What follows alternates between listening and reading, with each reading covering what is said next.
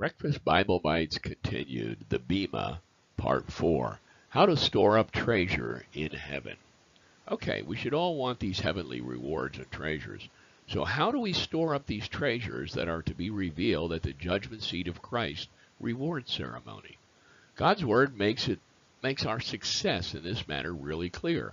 Redeemed believers are rewarded based on how faithfully we have successfully served Christ in love during our physical lives. Jesus declared in John 14:15, "If you love me, keep my commandments."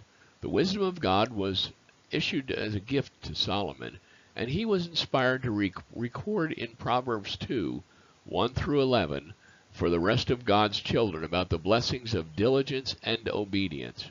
He writes, "My son, if you received my words and treasure my commands within you, so that you incline your ear to wisdom and apply your heart to understanding. Yes, if you cry out for discernment and lift up your voice for understanding, if you seek her as silver and search for her as a hidden treasure, then you will understand the fear of the Lord and find the knowledge of God.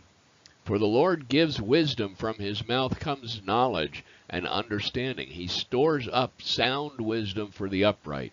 He is a shield to those who walk uprightly. He guards the paths of justice and preserves the way of his saints.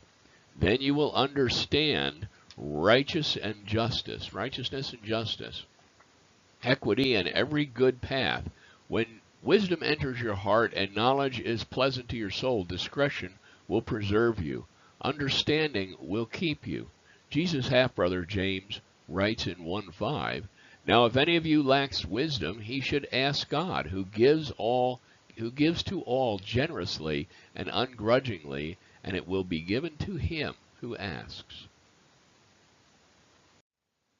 Jesus tells us in Matthew 13:44-46, "The kingdom of heaven is like a treasure buried in a field, that a man found to be, and finally reburied. Then in his joy he goes and sells everything he has and buys that field again.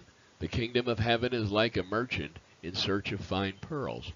When he found one priceless pearl, he went and sold everything he had and bought it."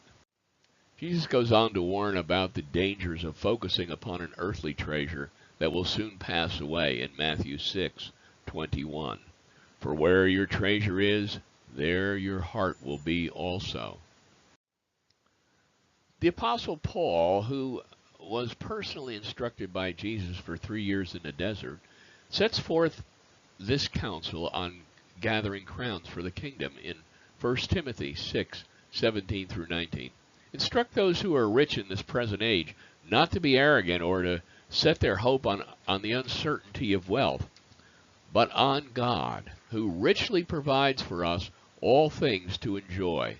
Instruct them to do what is good, to be rich in good works, to be generous and willing to share, storing up treasure for themselves as a good foundation for the coming age, so that they may take hold of what is truly living."